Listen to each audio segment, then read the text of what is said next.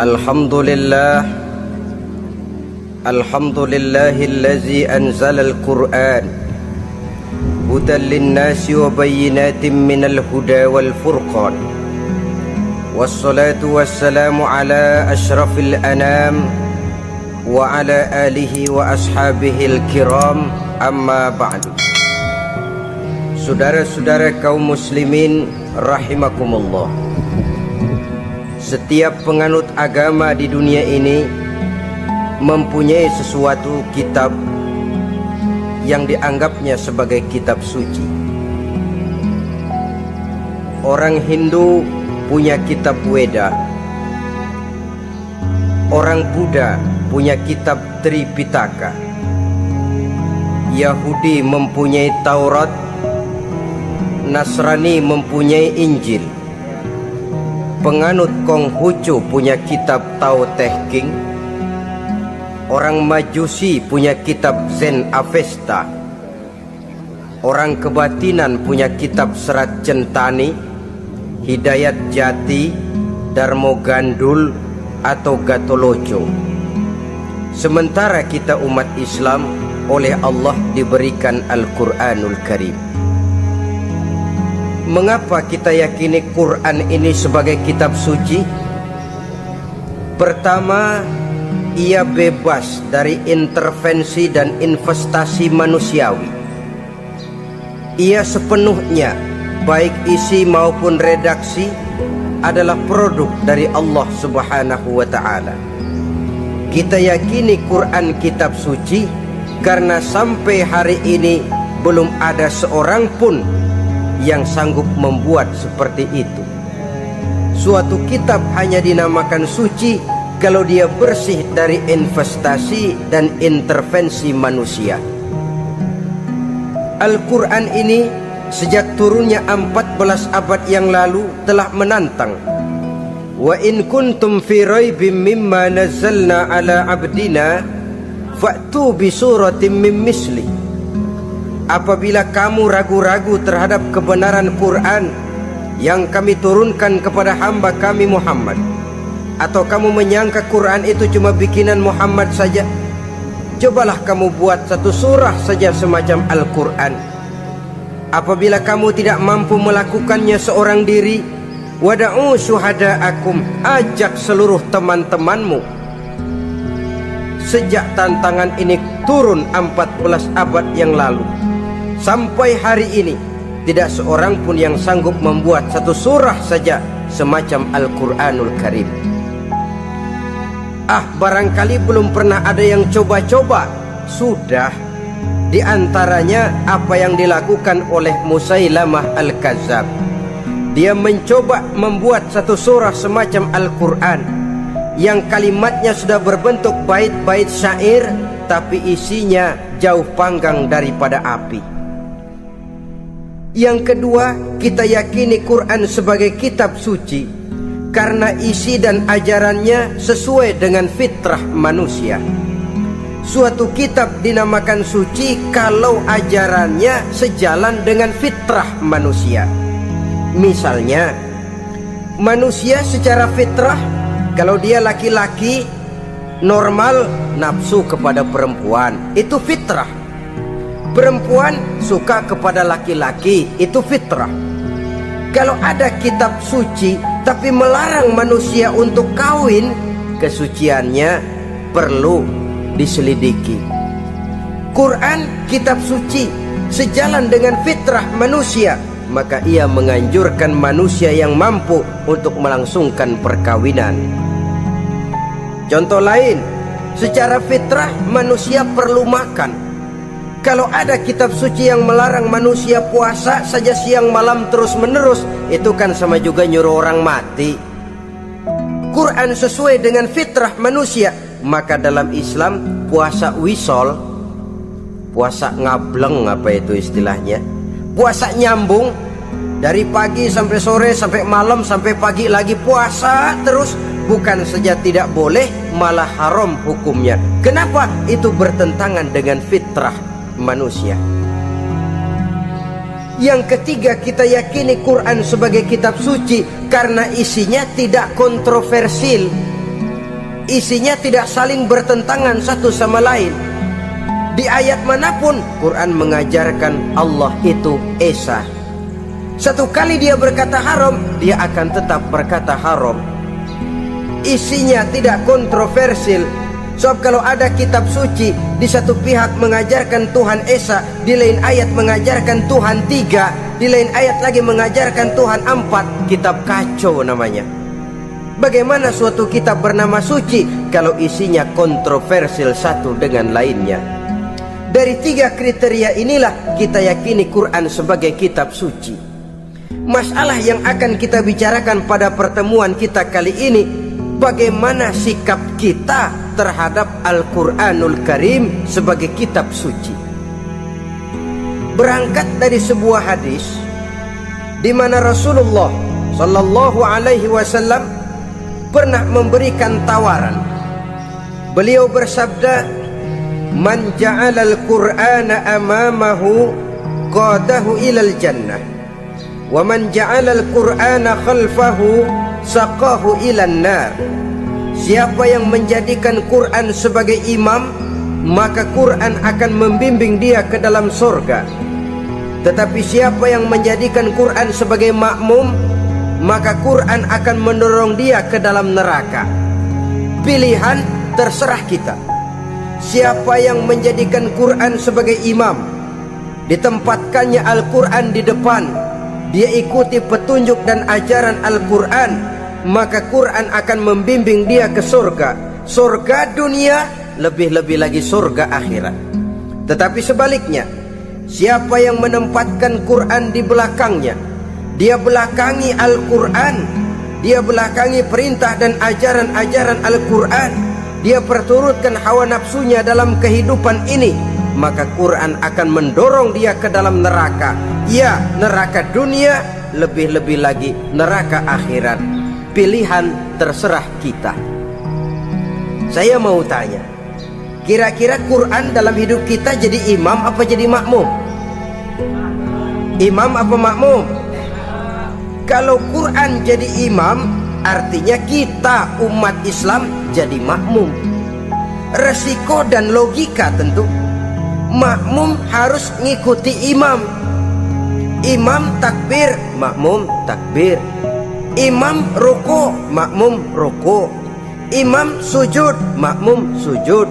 Imam tahiyat, makmum tahiyat. Itu namanya Quran jadi imam, kita jadi makmum. Artinya dalam terjemahannya pada kehidupan, kalau merah kata Quran, merah kita kata. Hijau kata Quran, hijau kita bilang. Ke barat kata Quran, ke barat kita pergi. Ke timur kata Quran, ke timur kita berangkat. Halal kata Quran, halal kata kita. Haram kata Quran, haram kita bilang. Itu Quran imam, kita makmum. Nyatanya kadang-kadang kontras, nyatanya kadang-kadang paradok. Merah kata Quran, hijau dong kata kita. Halal kata Quran, ah remeng-remeng kata kita. Ke barat kata Quran, ke timur kita pergi. Dalam praktek kita mau jadi makmum, Quran kita suruh jadi imam. Kita sesuaikan Quran dengan selera kita. Mana-mana ayat yang menguntungkan, mana ayat yang sesuai dengan mau kita, itu yang kita baca kuat-kuat. Itu yang kita canangkan ke tengah masyarakat ramai. Tapi manakala Quran itu bertentangan dengan nafsu kita, bertentangan dengan gaya dan kepribadian kita, kita umpetin itu Quran. Kalau kita cuma umpetin lumayan, kadang-kadang kita tuduh Quran ketinggalan zaman. Kita anggap Quran tidak relevan lagi dengan situasi dan kondisi. Kalau sudah begitu, sudah menyeberang terlalu jauh namanya. Saudara-saudara kaum muslimin rahimakumullah, inilah makna hadis Nabi yang diriwayatkan dari Imam Ali bin Abi Thalib. Bersabda Rasul, "Man qara'al Qur'ana fastazharahu fa ahalla halalahu wa harrama haramahu adkhalahul jannah." Barang siapa yang membaca Al-Quran lalu memperhatikannya, kemudian menghalalkan yang halal dan mengharamkan yang haram, maka Allah akan memasukkan orang itu ke dalam surga, ya surga dunia, ya surga akhirat. Apabila kita renungi hadis ini, maka untuk berimam kepada Al-Quran ada 3 jalan utama yang harus kita laksanakan. Pertama, dari kalimat man qara al-Quran, barang siapa yang membaca Al-Quran. Ini artinya siapa yang ingin menjadikan Quran sebagai imam di dalam kehidupan, jalan pertama yang harus ditempuhnya menanamkan kegemaran membaca Al-Quranul Karim. Al-Quran gharibun fima baina qaumin la yaqra'una. Quran akan jadi asing, Quran akan jadi aneh kalau terletak di tengah rumah orang Islam yang tidak suka membaca Al-Quranul Karim. Jadi langkah pertama, tanamkan kegemaran membaca Al-Quran. Saya tidak menyalahkan kalau remaja kita gandrung kepada Stevie Wonder. Baik kalau mereka senang kepada suara emasnya Michael Jackson atau suaranya Madonna. Tapi kalau sampai harus mengalahkan kecintaan mereka kepada membaca Al-Quran, ini ironi. Sebagai orang tua, kalau anak-anak kita buta huruf Latin, katanya menghambat pembangunan. Bahkan pemerintah saja menggalakkan bebas 3B itu, buta aksara diantaranya, supaya rakyat bisa membaca huruf Latin. Kalau anak-anak kita buta huruf Latin, katanya menghambat pembangunan. Bagaimana kalau anak-anak kita buta huruf Quran? Jelas saja menghambat proses kesadaran dan kebangkitan dari dunia Islam itu sendiri. Satu contoh ringan. Dulu sebelum pembangunan merata, listrik belum lagi masuk desa, kampung gelap, rumah pakai lampu minyak. Kalau kita masuk kampung, terasa banyak orang Islam. Kenapa? Di rumah sebelah sana kita dengar anak muda sedang latihan baca rawi, sebelah sini ibu-ibu sedang selawatan, di rumah sana remaja sedang baca Quran. Pembangunan maju, listrik masuk desa, alhamdulillah. Tapi apa yang kemudian terjadi? Proses pergeseran nilai. Setelah listrik masuk desa, radio main kenceng-kencengan, televisi main gede-gedean, baca Quran sudah barang aneh, langka. Tengoklah sekarang kalau kita masuk kampung, ada yang remaja sedang baca Quran, rasanya kok aneh, nggak umum. Sesuatu yang baik malah menjadi nilai-nilai keanehan. Saudara-saudara kaum muslimin rahimakumullah, tanamkan kegemaran membaca. Dalam satu hadis Nabi pesan, nawiru buyutakum bitilawatil Quran, sinari rumah tanggamu dengan bacaan Quran.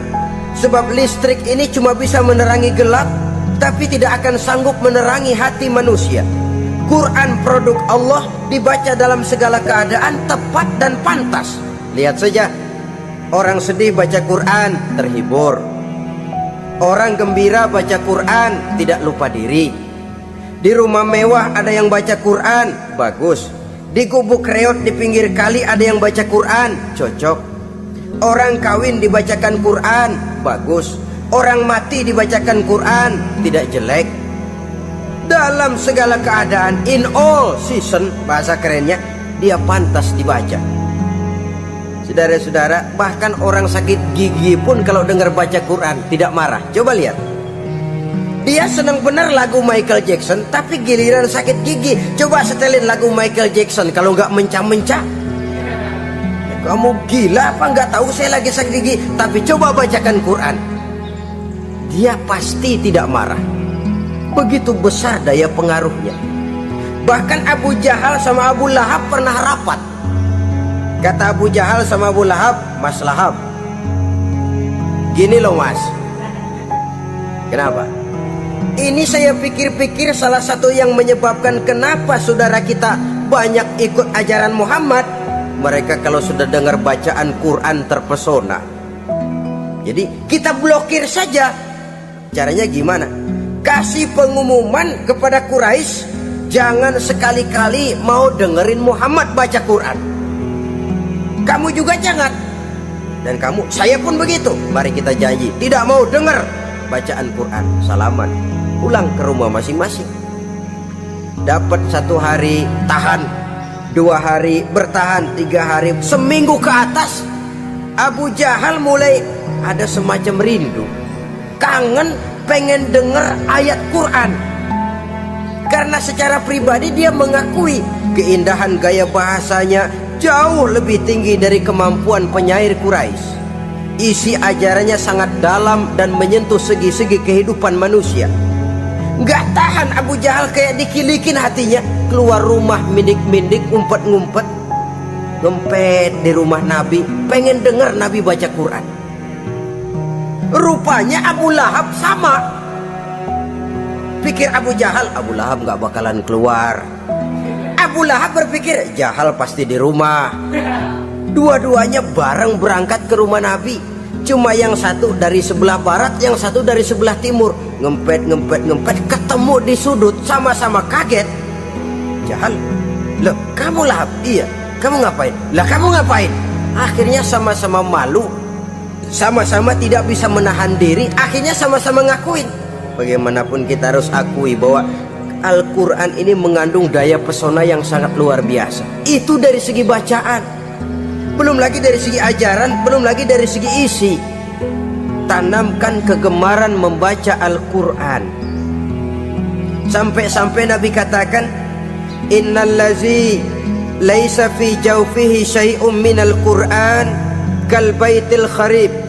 Orang yang dari tenggorokannya belum pernah keluar ayat Quran barang sepotong pun, belum pernah ngaji barang seayat pun, itu orang, kata Nabi, kal baitil kharib, kayak rumah kosong.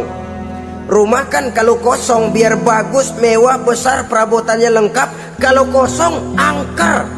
Setan kuntilanak memedi, betah benar di situ.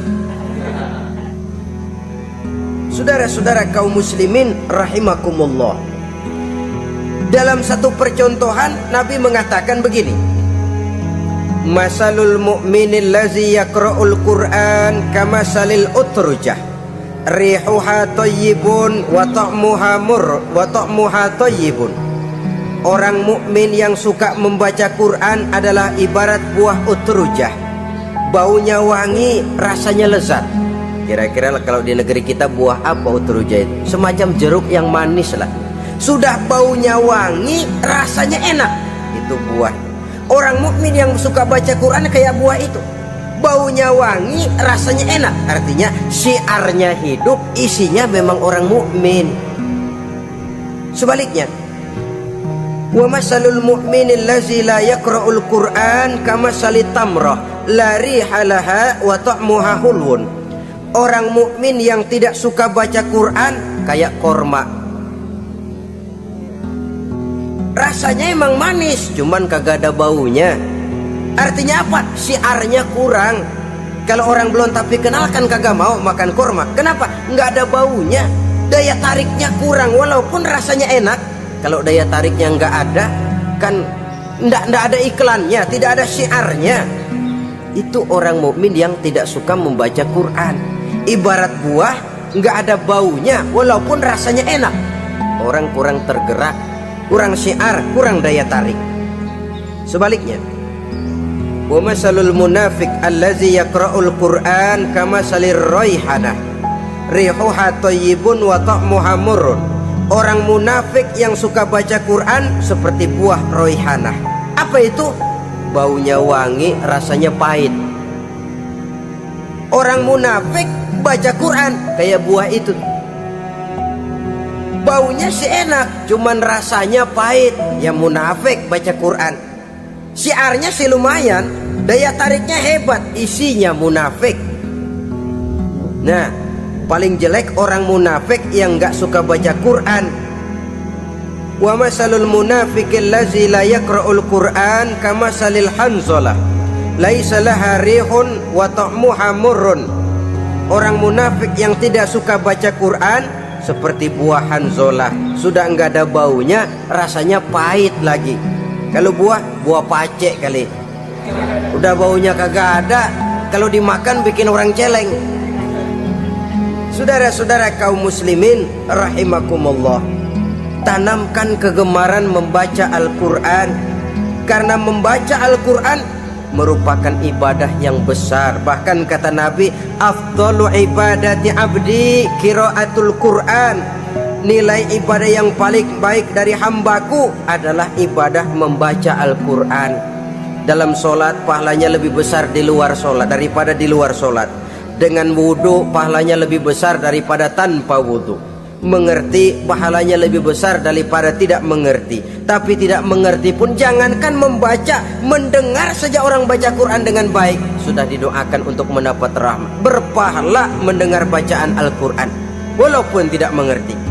Apalagi membaca sendiri, apalagi mengerti apa yang kita baca, tentu pahala itu akan jauh lebih besar. Ini yang pertama, tanamkan kegemaran membaca Al-Quranul Karim. Yang kedua, dalam hadis tadi, fastazharuh, man qara'al Qur'ana fastazharuh, siapa yang membaca Al-Quran kemudian memperhatikannya. Jadi kalau kita mau berimam kepada Al-Quran, setelah menanamkan kegemaran membaca, yang kedua, perhatikan, pahami isinya. Jangan seperti monyet pakai mahkota, ketawa girang, cengengesan, tapi dia tidak tahu arti kebesaran mahkota yang disandangnya itu. Bangga dengan Al-Quran, tapi apa kandungannya kita tidak mengerti. Untuk memahami Al-Quran ini, caranya bagaimana? Tentu mudah saja. Seperti contoh, kalau kita ingin mengerti caranya bikin tahu, jangan bertanya kepada montir mobil. Montir mobil ahli betul urusan mesin, tapi kalau urusan tahu, tanya dong tukang tahu. Untuk mengerti rahasia dan seluk-beluk Al-Quran, kita harus bertanya kepada orang yang memahami seluk-beluk Al-Quran, para ulama, para kiai, para ustadz, yang kita tahu kualitas keilmuannya, kita yakini loyalitas dan integritasnya kepada Islam ini. Kenapa? Ayat-ayat Quran itu elastis. Dia dibawa kemana saja mau. Ditafsirkan menurut kemauan orang bisa. Paling celaka kalau yang belajar tidak punya dasar, yang mengajar punya maksud lain, sesat dan menyesatkan. Yang ngajar punya nafsu ambisi, yang belajar tikus budek, yang memang tidak punya dasar apa-apa, sekali belajar langsung tafsir. Cara wudhu yang baik saja belum ngerti, cara ruku dan sujud yang baik saja belum bisa, yang membatalkan sholat apa ndak bisa, ndak ngerti, sekali langsung.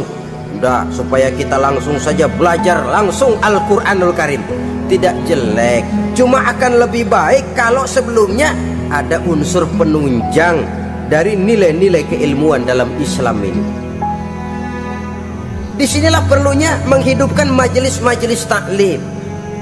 Sebab kalau Al-Quran hanya dipahami dan dikutak-kutik menurut maunya rasio saja, kekuatan rasio terbatas. Saya akan khawatir nantinya akan timbul pendapat-pendapat di mana Al-Quran disesuaikan dengan otak.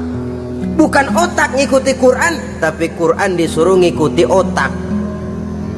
Contoh yang dekat saja, kalau saudara ngukur kayu pakai meteran, itu kira-kira meteran ikut kayu apa kayu ikut meteran? Ayo, kira-kira kayu ikut meteran apa meteran ikut kayu? Meteran ikut kayu. Bagus. Kalau meteran ikut kayu, artinya nggak ada meteran benar di dunia ini. Kayunya kependekan, meterannya dipotong. Kan begitu toh? Meteran ikut kayu namanya. Bukan meteran ikut kayu, tapi kayu yang harus ikut meteran. Otak harus ikut wahyu. Jangan wahyu disuruh ikut otak. Manusia ikut Quran, jangan Quran disuruh ikut manusia. Dan kaum orientalis ya, orang barat di luar Islam yang mendalami, mempelajari Islam dengan tujuan mencari kelemahan Islam untuk menghantam umat Islam, itu sengaja mencari ayat-ayat yang mereka kumpulkan untuk menghantam umat Islam, supaya mereka meragukan Qur'annya untuk kemudian pada suatu saat meninggalkan Qur'an sama sekali. Timbullah pendapat ada ayat Qur'an yang sudah tidak sesuai lagi katanya dengan situasi dan kondisi, seolah-olah otak manusia sudah jauh lebih pintar daripada Al-Qur'anul Karim. Saudara-saudara kaum muslimin rahimakumullah, inilah yang kita berlindung dari Allah. Sebab secara demikian, dengan kata lain, kita secara tidak sadar sudah mengurangi kemahamutlakan dan kesempurnaan dari Allah Subhanahu wa ta'ala. Untuk memahami Al-Quran, maka kita harus bertanya kepada ahlinya, mengaji, menghidupkan majelis-majelis taklim. Jangan sampai Al-Quran menjadi awam di tengah masyarakat Islam sendiri. Ini jalan yang kedua, memahami isinya. Sehingga dengan demikian, manakala Al-Quran dibacakan orang, pemikiran kita tidak lagi terpusat kepada kemerduan suara orang yang membaca, tapi tertuju kepada isi yang dikandungnya. Sehingga dalam kondisi semacam itu, boleh jadi tiap kali dibacakan Al-Quran, nilai iman makin tambah. Kita dengar orang baca, alam taro kaifa fa'ala rabbuka bi ashabil fil. Terbayang oleh kita bagaimana Raja Abrahat dengan pasukannya mau menghancurkan Ka'bah. Bagi Allah cukup menurunkan burung ababil, hancur lebur Abrahat, raja besar dengan seluruh pasukan gajahnya. Berantakan dibuatnya cuma dengan burung ababil. Allah maha besar, Allah maha kuasa. Tambah iman. Kalau tidak, ya seperti yang banyak terjadi. Quran menceritakan azab, kita malah kesenangan. Walakum azabun alim, kamu akan mendapat azab yang pedih. Kita teriak di pojokan, toyib, toyib. Allah, alhamdulillah. Digambarkan azab malah baik-baik. Bahwa kita suka, kita gemar kepada bacaan Quran dengan suara yang merdu, alhamdulillah. Akan lebih baik lagi kalau kita mengerti apa yang dibacanya.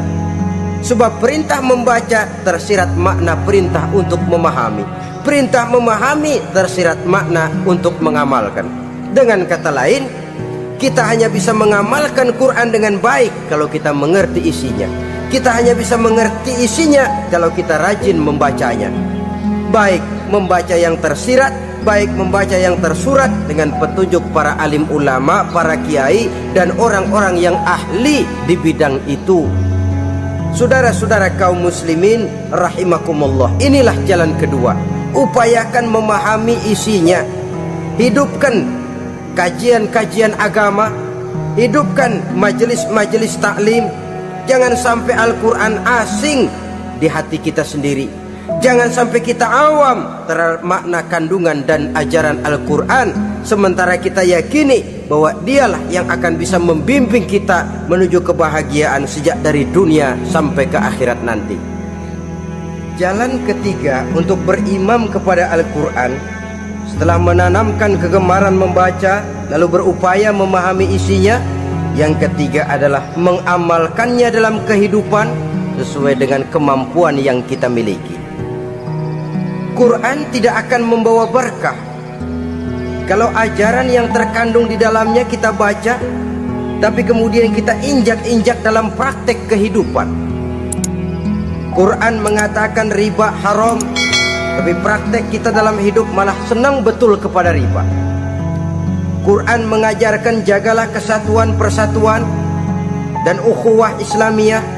Praktek yang kita lakukan malah centang perenang, malah saling bertolak belakang, malah kadang menjegal kawan seiring, menggunting dalam lipatan, ramai kita dengan kita. Lalu kelemahan pun menjadi kenyataan di mana-mana. Quran sekali lagi tidak akan membawa berkah kalau yang kita baca kita injak-injak. Tentang pengamalan Al-Quran ini, Allah Subhanahu wa ta'ala mengklasifikasi manusia dalam firman-Nya. Thumma awrasnal kitab allazina astafaina min ibadina. Kemudian kami wariskan Al-Quran ini kepada hamba-hamba kami yang kami pilih. Ya Allah, coba saja kita lihat ayat ini. Quran kitab pilihan diberikan kepada umat pilihan, yaitu kita-kita ini. Lalu bagaimana umat pilihan ini setelah menerima Al-Quran?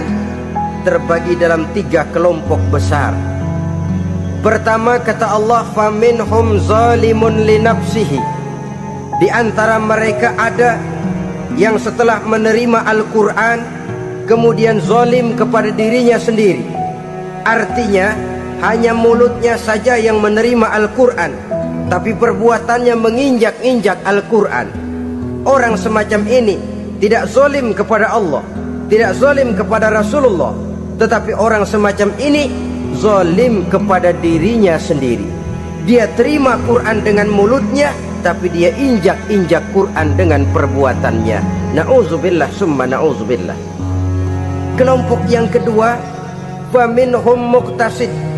Di antara mereka ada yang setelah menerima Al-Quran lalu muqtasid. Muqtasid ini 50-50, ngambil jalan tengah. Ajaran Quran dipakai, ajaran setan dikerjain. Artinya juga perintah Quran oke, larangan Quran ho-ho. Saudara-saudara, malaikat bingung bagaimana montennya nih anak ini. Perintah Quran dikerjain, larangan Quran juga dikerjain. Ini muqtasid. Nah, yang ideal adalah golongan yang ketiga, kata Allah, wa minhum sabiqun bil khairati biiznillah. Di antara mereka ada lagi yang setelah menerima Al-Quran lalu berlomba-lomba melaksanakannya, berlomba-lomba mengamalkan kebaikan, dan itu hanya bisa terjadi biiznillah, dengan izin dari Allah. Hidayah, saudara-saudara. Berapa banyak orang yang mengerti Quran tapi hidupnya jauh dari cahaya Quran. Berapa banyak orang yang ahli Quran tapi cahaya Quran tidak menerangi kehidupannya. Berapa banyak orang yang ahli hukum tapi bikin bingung masyarakat dengan fatwanya. Saudara-saudara kaum muslimin, kenapa bisa terjadi? Itu tidak ada hidayah, tidak biiznillah, tidak ada izin dari Allah. Maka bisa membaca Quran, alhamdulillah. Bisa memahaminya, kita bersyukur kehadirat Allah. Lebih penting dari itu, kita mohon hidayah agar bisa mengamalkannya sesuai dengan kemampuan kita.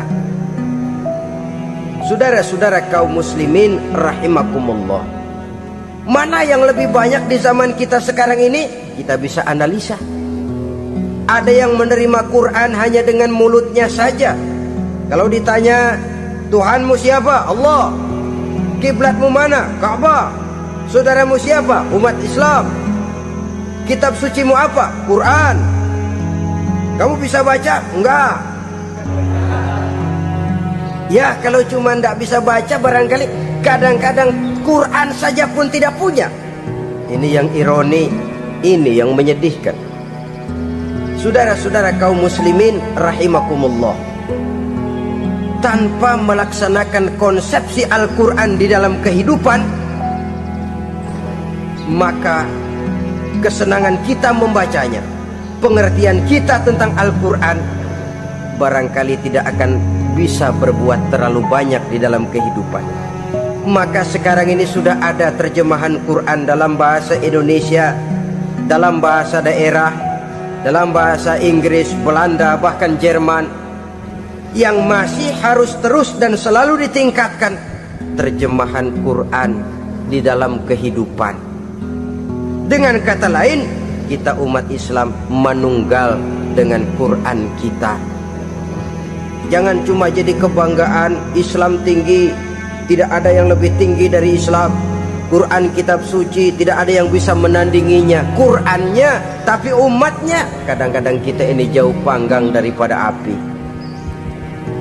Kita bersyukur musabaqah tilawatil Quran dihidupkan dengan biaya bermiliar rupiah, sejak dari tingkat kelurahan, kecamatan, wali kota, provinsi sampai kepada tingkat nasional, untuk menanamkan kegemaran membaca Quran. Setelah itu hendaknya diadakan peningkatan dengan upaya memahaminya, sehingga pada suatu saat boleh kita adakan musabaqah pengamalan Quran. Hadiahnya sudah langsung dari Allah sendiri. Ini yang kita perlu berlomba mengamalkan ajaran Quran. Sabiqun bil khairat, berlomba mengamalkan ajaran-ajaran Al-Quranul Karim. Nah, oleh karena Al-Quran ini dalam bentuknya yang umum kadang-kadang hanya menjelaskan satu persoalan secara global, kita memerlukan tuntunan sunnah dari Rasulullah Shallallahu Alaihi Wasallam. Umpamanya Quran hanya mengajarkan aqimis sholat, dirikan sholat. Caranya bagaimana? Tidak ada cara sholat dalam Quran.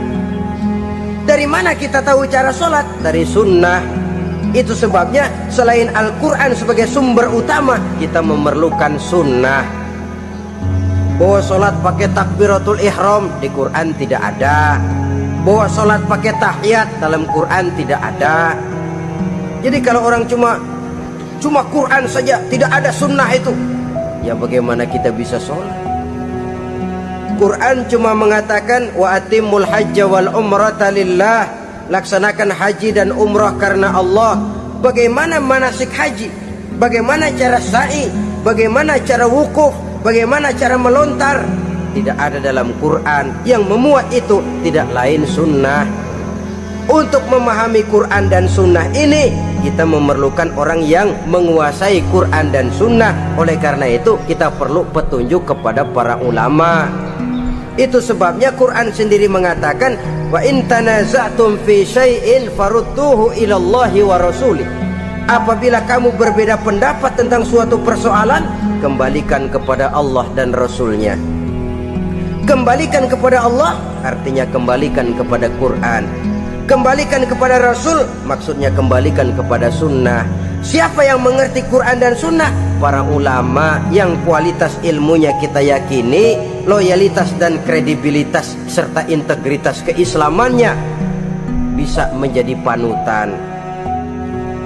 Saudara-saudara kaum muslimin rahimakumullah. Dengan demikian, kalau orang berkata langsung saja memahami Quran, sekarang kan sudah banyak terjemahannya, tidak usah lewat ulama-ulamaan. Saya tidak mencela, cuma agak mengkhawatirkan kalau dia memahami Quran cuma sekedar lewat terjemahannya saja, sangat mungkin jadi dia bisa salah paham. Kita memerlukan bantuan sunnah, kita memerlukan petunjuk para ulama yang menguasai di bidang itu.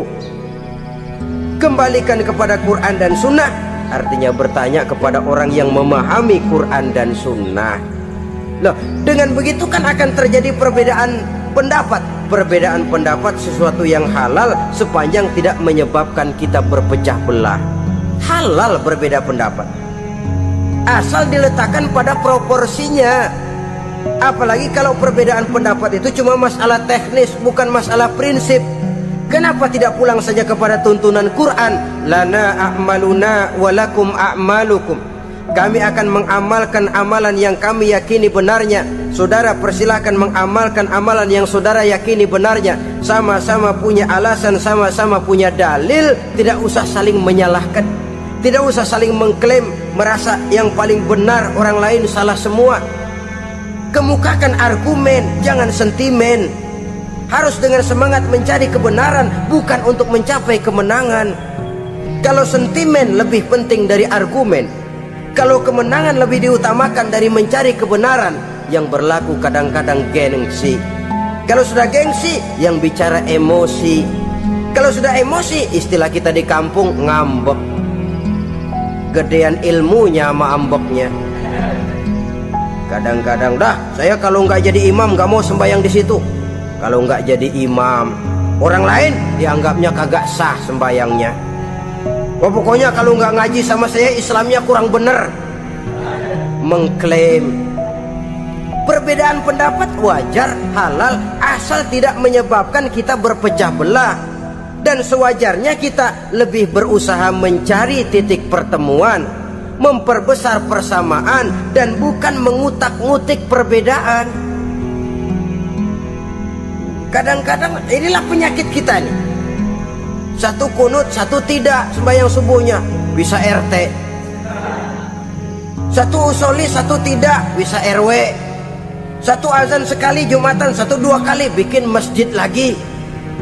Kenapa bukan persamaannya yang dicari? Kenapa justru perbedaannya yang diperbesar? Yang masalah macam ini sampai kiamat tidak pernah selesai. Kan lebih baik kalau kita ditanya orang, Pak, sholat subuh itu pakai kunut apa tidak sih? Kalau saya pakai. Kalau yang tidak pakai kunut bagaimana, Pak? Betul, kata yang tidak pakai. Jadi yang pakai kunut betul, betul karena saya pakai kunut. Yang tidak juga betul, betul kata yang tidak pakai. Kalau yang kunut betul, yang tidak kunut betul, lalu yang salah yang mana, Pak? Yang salah yang subuh nggak sembahyang. Lebih objektif, proyek garapannya ada, umat tidak berpecah belah. Ini yang konyol, kadang-kadang khutbah Jumat pakai membongkar khilafiyah, menghantam tahlil, menghantam kunut. Selesai sembahyang Jumat, apa yang terjadi? Umat resah, masyarakat gelisah, polemik timbul, masalah tidak terselesaikan. Orang jadi khotib itu raja dalam mimbar Jumat, siapa yang mau bantah dia? Kalau memang mau buka itu persoalan khilafiyah, buka dalam forum khusus. Adakan pengajian, jelaskan masalahnya secara luas, mendasar. Jangan mengklaim dan memvonis. Berikan kebebasan kepada umat untuk menilai. Masalahnya selesai, yang tidak puas bisa bertanya. Saudara-saudara, sudah lewat masanya kita meributkan soal itu. Sudah datang waktunya di mana kita lebih mementingkan dan membicarakan masalah-masalah yang lebih mendesak dihadapi oleh umat. Kemiskinan misalnya, kebodohan misalnya, keterbelakangan umpamanya. Peluang untuk mendapatkan pendidikan yang layak bagi anak-anak kita yang berotak cerdas tapi tidak punya kemampuan ekonomi umpamanya. Itu akan lebih objektif ketimbang kita membicarakan masalah-masalah yang sampai kiamat tidak akan pernah selesai, yang hanya akan menyebabkan kita menjadi lemah, persatuan koyak, solidaritas sosial lalu menurun, saling curiga menjadi tumbuh karenanya, dan pada akhirnya kita tidak akan pernah bisa berbuat banyak. Untung kalau tidak menjadi tertawaan bagi orang yang berdiri di luar pagar. Saudara-saudara kaum muslimin rahimakumullah, sekali lagi, Al-Quran tidak akan membawa berkah kalau yang kita baca kita injak-injak. Oleh karenanya, untuk berimam kepada Quran ini, sekali lagi, pertama, tanamkan kegemaran membaca. Yang kedua, upayakan memahami isinya melalui bimbingan orang yang ahli bidang itu. Yang ketiga, amalkan sesuai dengan kemampuan. Sebab itu ada prinsip, kalau isi suatu hadis nampaknya bertentangan dengan otak, kesohihan hadis itu boleh diperiksa. Tapi kalau ayat Quran nampaknya bertentangan dengan otak, otaknya yang harus diperiksa. Jangan Qurannya lalu disesuaikan dengan otak. So kalau kita sudah berani berteori, ada ayat Quran yang tidak sesuai dengan keadaan. Ayat yang mana? Yang ini. Tahun depan tambah lagi, tahun depan tambah lagi. Makin lama makin habis Al-Quran itu. Yang perlu diperbarui cara kita memahami Quran, bukan dengan mengemukakan teori ayat Quran kehilangan relevansi. Cara kita memahami barangkali yang kurang relevan dalam situasi, dalam konteksnya dengan situasi dan kondisi. Jangan lupa, Al-Quran ini kan untuk semua umur. Dia bisa dipahami secara filosofis, dia bisa dipahami dengan kacamata orang awam. Tingkat kemampuan berpikir orang tidak semuanya sama. Kalau semua orang kita mau ajak berfilsafat, merenung dalam-dalam, menerawang tinggi-tinggi, ialah buat mereka yang terjangkau oleh perguruan tinggi. Tapi buat saudara-saudara kita, pedagang-pedagang kecil, petani di desa-desa terpencil, remaja-remaja yang jauh dari sentuhan teknologi canggih, sanggupkah mereka berpikir filosofis? Sementara mereka merupakan bagian terbesar dari kondisi umat ini. Saudara-saudara kaum muslimin, oleh karenanya ditentang membaca, memahami dan mengamalkan. Rasulullah Shallallahu Alaihi Wasallam pernah memberikan sugesti. Beliau bersabda, in aradtum aisas su'ada, apabila kamu menginginkan kehidupan yang bahagia, hidup seperti hidupnya orang-orang yang bahagia, dan tentu ini keinginan kita semua.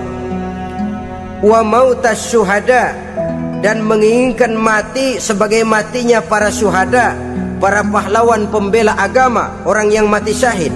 Wah, ini sudah tidak duanya ini. Hidup mulia, mati syahid, dapat dua-duanya. Wan najata yaumal hasyri, dan ingin mendapat keselamatan pada hari hasyar, hari pengumpulan manusia di padang mahsyar. Wa dhilla yaumal harri, dan mendapat perlindungan dari Allah pada hari yang sangat panas. Wal huda minad dhalalah, dan mendapat petunjuk dari kesesatan. Nah, ini keinginan semua orang. Kan yang kita cari apa sih? Hidup bahagia. Biar ndak kaya, asal bahagia sudah enak. Lalu apalagi? Matinya sebagai syahid. Kemudian di hari pengumpulan nanti mendapat keselamatan. Lalu pada saat orang lain kepanasan, kita mendapat perlindungan. Kemudian orang lain kebingungan, kita mendapat petunjuk. Kalau ini yang diinginkan, kata Nabi, resepnya fa'adimu qiraatal Quran, maka lazimkan, biasakan olehmu membaca Quran. Tidak ada terlambat. Idealnya memang dari kecil, sebab lidah kalau sudah kaku berat. Disuruh baca innallaha laghaniyun hamid, lidahnya berat. Innallaha lampuniyun hamid, lampuniyun. Laghaniyun jadi lampuniyun. Lidah itu kalau sudah berat ya memang berat. Disuruh baca ya bani Israel, lidahnya berat. Ya bini Siroil, jadi ya bini Siroil. Saudara-saudara, idealnya memang dibiasakan dari kecil supaya lidah itu ringan. Kalau tidak ada istilah terlambat. Saya malu pak, belajar alif-alifan udah gede. Ya jangan alif-alifan, alif beneran. Alif-alifan kapan bisanya? Alif beneran yang dipelajari. Tidak ada istilah terlambat, tidak ada istilah malu untuk belajar Al-Quran ini. Saudara-saudara kaum muslimin rahimakumullah, ini sugesti untuk menanamkan kegemaran membaca. Lalu sugesti untuk memahaminya, tentu banyak ayat, banyak hadis. Mengapa tidak diantara kamu sekelompok orang yang berangkat untuk memperdalam, memahami agama? Falaula nafaro min kulli firqatin minhum ta'ifatun liyatafaqahu fid din. Di tengah kelompok orang yang berangkat belajar teknologi canggih, di tengah grup orang yang mendalami ekonomi, di tengah kelompok orang yang membidangi hukum, di tengah kelompok orang yang sibuk meneliti ilmu-ilmu kedokteran, mengapa tidak ada kelompok orang yang secara takhasus liyatafaqahu fid din, mendalami agama ini, mendalami Quran ini? Harus ada. Lalu sugesti untuk mengamalkan Al-Quran kelihatan dari peringatan Allah yang kita bisa temukan pada surah Toha ayat 124 sampai dengan 127. Wa man a'rada an zikri, barang siapa yang berpaling dari peringatanku, kata Allah, barang siapa yang berpaling dari Al-Quran ini, dia terima Al-Quran, dia imani Quran, tapi dia berpaling dari ajarannya, dia injak-injak apa yang seharusnya dia amalkan, dia perturutkan hawa nafsunya, maka kata Allah, fa inna lahu ma'isyatan dhanka, dia akan diberikan satu penghidupan yang sempit. Inna lillahi wa inna ilaihi raji'un. Diberikan hidup yang sempit. Kalau hidup sudah terasa sempit, bagaimanapun luasnya rumah, sempit. Kalau hidup sudah terasa sempit, bagaimanapun banyaknya harta, sumpek. Kalau sudah hidup ini terasa sempit, bagaimanapun luasnya pergaulan, tidak ada tempat kita bertanya, melarikan persoalan, membagi rasa. Siapa yang berpaling dari Quran, dia akan diberikan penghidupan yang sempit. Bukan dagangnya tidak untung, bukan kerjanya tidak digaji, tapi kesempitan hati lebih bahaya loh dari kesempitan ekonomi. Itu di dunia. Di akhirat, wa nahsyuruhu yaumal qiyamati a'ma. Di akhirat nanti dia akan dikumpulkan oleh Allah dalam keadaan buta. Ya Allah, ya Rasul. Padahal ke akhirat kita baru tumben. Sekali ke akhirat buta. Masya Allah. Di tempat kita lahir saja, kalau tadinya kita melihat tahu-tahu menjadi buta, kita bingung. Padahal jalan sudah pernah kita lihat, arah sudah pernah kita tahu. Bagaimana di padang mahsyar nanti? Kemana jalan yang akan ditempuh? Kepada siapa kita hendak bertanya? Mana teman, mana istri, mana anak? Buta pula kita. Satu kesengsaraan yang merupakan puncak kesengsaraan. Dikala itu orang yang semacam tadi protes, Rabbi, lima hasyartani a'ma wa qad kuntu basira. Wahai Allah, kenapa hari ini saya dikumpulkan dalam keadaan buta? Padahal ketika di dunia dulu saya melihat, saya menyaksikan gunung yang menjulang tinggi ke angkasa, saya melihat lautan yang luas terhampar biru membentang, saya saksikan tanah sawah luas menguning, saya saksikan keindahan alam. Di dunia saya melihat Allah. Kenapa sekarang saya dikumpulkan dalam keadaan begini? Protes dia, tidak terima dia. Allah jawab, kadzalika atatka ayatuna fanasitaha. Kata Allah, begitulah memang. Dahulunya waktu di dunia telah datang ayat-ayat kami kepadamu, telah turun Al-Quran, telah datang agama, fanasitaha, tapi kamu lupakan dia, kamu lupakan Quran, kamu lupakan Islam. Datang ayat, turun Quran, turun agama, kamu belaga pilon, kamu belaga nggak tahu. Wa kadzalikal yauma tunsa, maka hari ini pun begitulah kamu dilupakan. Sebagaimana dulu waktu di dunia kamu telah melupakan ayat-ayatku, melupakan kitabku, melupakan ajaran-ajaranku. Hari ini kamu pun dilupakan. Seolah-olah Tuhan cuma nggak bilang, mereka protes, Tuhan kenapa saya buta padahal di dunia saya ngeliat. Kata Tuhan, kalau bahasa kita, lu rasain. Lu sih kenapa dulu di dunia pura-pura nggak lihat? Kenapa waktu di dunia pura-pura nggak tahu? Kenapa waktu di dunia kamu lupakan Quran? Maka hari ini pun engkau kami lupakan. Wa kadzalikal yauma tunsa wa kadzalika najzi man asrafa wa lam yu'min bi ayati rabbih wal azabul akhirati asyaddu wa abqa. Demikianlah kami membalas orang yang berlebih-lebihan, orang yang melampaui batas dan tidak mau beriman kepada ayat-ayat Tuhannya. Dan sungguh siksa akhirat itu lebih dahsyat dan lebih kekal. Siksa dunia mungkin kelaparan, kekurangan ekonomi, kekurangan pakaian, tapi berapa hari? Paling lama seumur manusia. 70 tahun umur kita, ya paling lama begitulah. Tapi siksa akhirat, kesengsaraan akhirat, kesengsaraan neraka, asyaddu wa abqa, lebih dahsyat dan lebih kekal. Di zaman sekarang orang bukan cuma berbuat potong kompas, berpikir pun potong kompas, berpikir pun ngambil jalan pintas. Dia lebih memilih kesenangan yang sedikit dengan mengorbankan kesenangan yang abadi. Dia mengejar surga yang sebentar dengan menghancurkan surga yang kekal. Dicarinya surga dunia, hidup cukup, rumah bagus, makan bagus, pakaian bagus, istri bagus, dengan menghalalkan segala macam cara, berpaling daripada kehidupan agama, lalu menginjak-injak Al-Quranul Karim. Kita berlindung kepada Allah, jangan sampai dimasukkan dalam kelompok yang di akhirat nanti dibangkitkan dalam keadaan buta. Na'udzubillah summa na'udzubillah. Di sini kita terkesan dengan apa yang dikatakan Sayyid Muhammad Abduh Al-Islam mahjubun bil muslimin. Kebesaran Islam kadang-kadang tertutup oleh tingkah laku umat Islam sendiri. Keluhuran dan kesempurnaan Al-Quran tertutup oleh kebodohan umat Islam.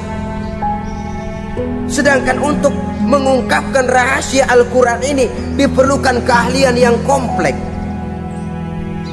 Saudara yang di Fakultas Teknik belajar teknologi, ungkap buka rahasia Quran di bidang teknologi. Saudara yang di bidang kedokteran, ungkap buka rahasia Al-Quran di bidang kedokteran. Saudara yang ahli geologi, pelajari struktur kulit bumi dengan mengungkap rahasia Al-Quran. Sehingga pengkajian kita tentang teknologi, pengkajian kita tentang angkasa luar, pengkajian kita tentang anatomi manusia akan berakhir kepada subhanaka ma khalaqta hadza batila. Ya Allah, tidak satu pun yang Engkau ciptakan ini sia-sia.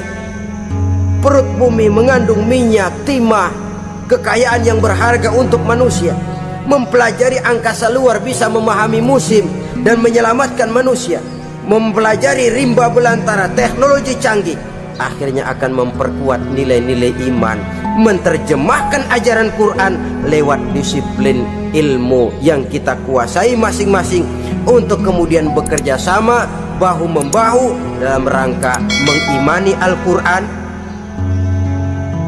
mengamalkan Al-Quran, dan mengawal keluhuran Al-Quranul Karim yang atas dasar tuntunannya kita hidup, untuknya kita berjuang, dan dalam bimbingannya kita ingin kembali menghadap Allah Subhanahu wa ta'ala. Inilah pertemuan yang singkat ini. Mudah-mudahan kita diberikan kekuatan oleh Allah untuk berimam kepada Al-Quran, menjadikannya sebagai pedoman utama di dalam kehidupan kita. Terima kasih atas segala perhatian. Mohon maaf atas segala kekurangan. Usikum wa nafsi bitaqwallah.